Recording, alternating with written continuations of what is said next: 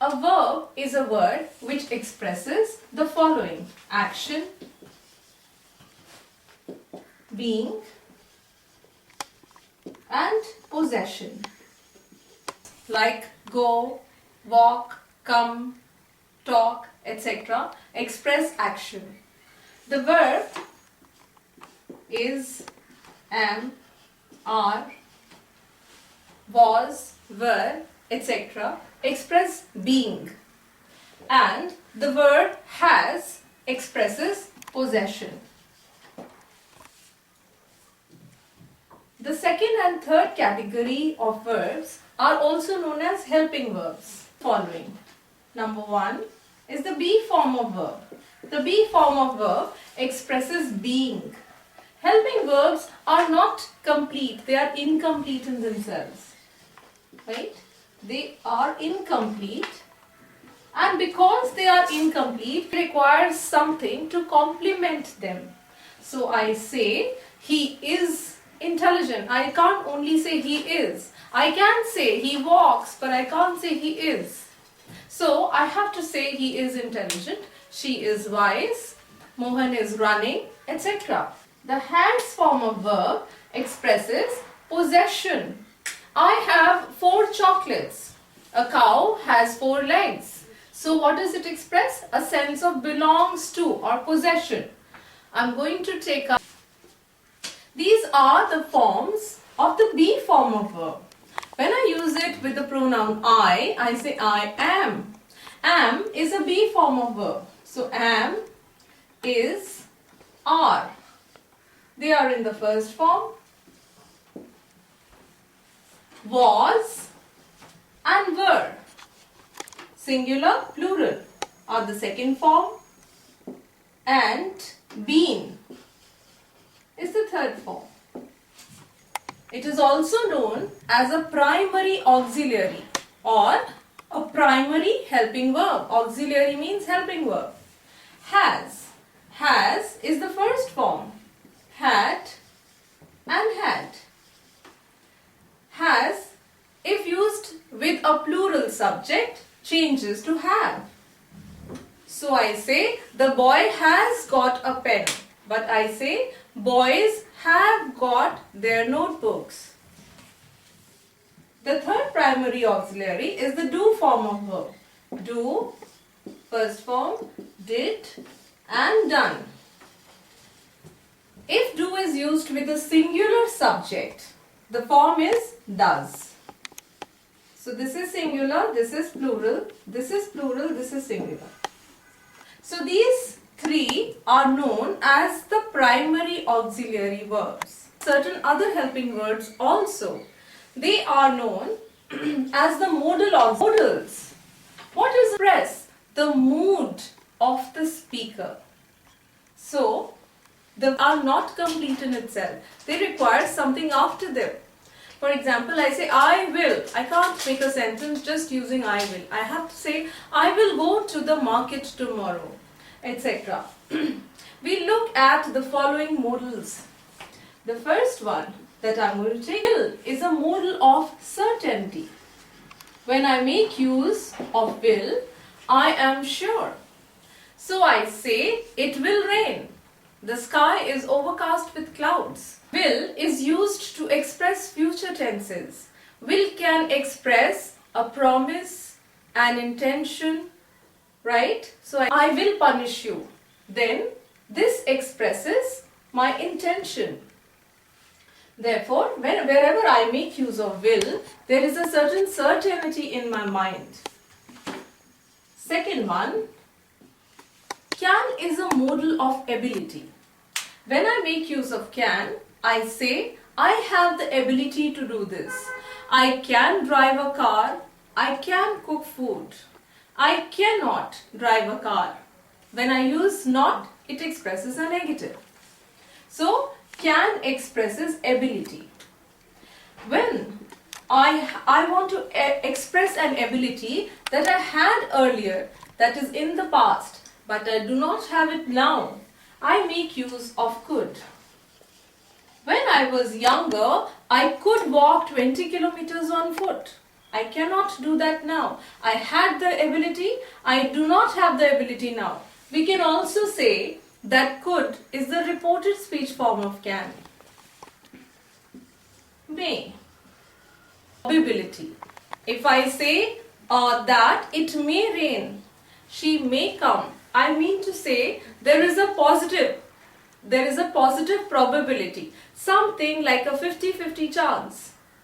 But if I say she might come, it might rain, then it expresses a remote probability that the possibility of it raining is very less, or the probability of her coming is also less, right? I can also say that might is a reported speech form of may. So when I report from direct speech into indirect speech, may changes to might, can changes to could, and will changes to would. Will changes to would. So these are the corresponding reported speech forms. Now let us look at another usage of all of these modals, right? Let us look at may. I said that may expresses probability or possibility. Now, how about this sentence? May I come in? It does not express a probability that you may come or you may not come. It is a polite word for seeking permission. So, another, yes, you may. How about might? Is might also used for seeking permission? Yes, it is. How do I use might? I use might when I have hesitation in my mind whether the other person will grant me the permission or not. I go to my dad and say, Dad, might I borrow your car keys? So most likely I have this in my mind that Dad will not lend his keys to me. Therefore I say might. Let's look at can and could. Do they also have a secondary usage? I say, can you get me a glass of water? So what am I doing? I am making a request. Can you open the window? How about could? Is could also used for making requests? Yes, it is. Could is a more polite form of can. So, could you get me some water please? Is more polite than can you get me some water? How about will? Well, I make use of will also for the same kind of purpose. I say, will you open the door? Or, will you open the door please? Or I can say, would you open the door? Or would you open the door please? So, all these four sentences mean the same thing. The only difference is of the degree of politeness. Right? Now, where will expresses, first usage of course I explain is, I say I'm a teacher and I say I will give you a test tomorrow. The teacher said that she would give us a test the following day. Can you get me a glass of water? He asked me if I could get him a glass of water. We may go to the market tomorrow. They said that they might go to the market the following day. Like that. We change direct speech into indirect speech. So, these are all known as the reported speech forms of the corresponding modal verbs. So, this is the first usage of would. It is the reported speech form of will. Second usage, whereas will expresses certainty, would expresses supposition. The next usage is that it is used with certain sentences to form the result clause. So, when wishes of the future, let's look at wishes, all of them. Wishes. I say, what is my wish of the past? When I was in college, the facilities were not as good as they are now. So, I make a sentence. I wish there had been better facilities in my college.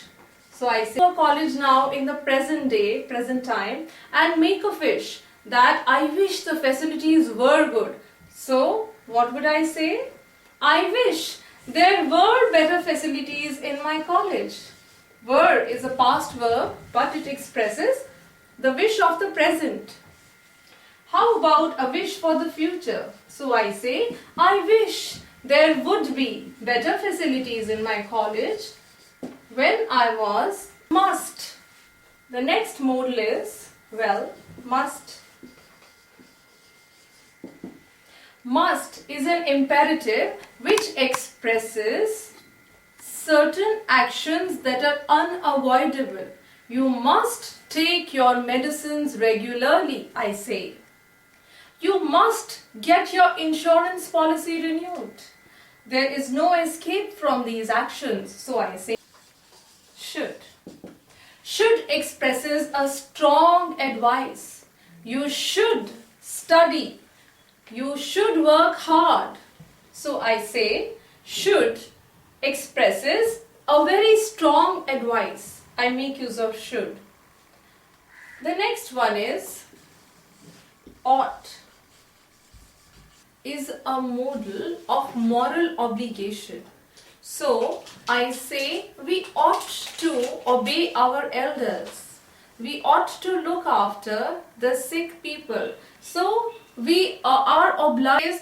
You ought not cross the red light. This sentence is incorrect because crossing a red light is a punishable offense.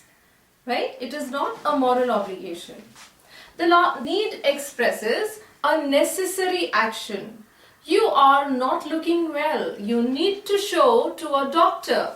So need, necessary action. The next one is dare. Dare, when used as a modal, expresses something which one is not afraid of. I use it in the following senses. I dare you to. So used in the positive sense, the pronoun or subject always follows dare. And when you use it in the negative sense, you say you dare not go there. So the subject comes back. Shall and will mean the same thing. The thing is that shall is only used with first person. Right? Earlier English was more rigid about it, but now it is more liberal. I also say I will, I may also say I shall. So, shall is used with the first person personal pronoun normally. It may be used with the second person sometimes, like you shall be punished for this, in order to emphasize what you are saying. The reported speech form of shall is should.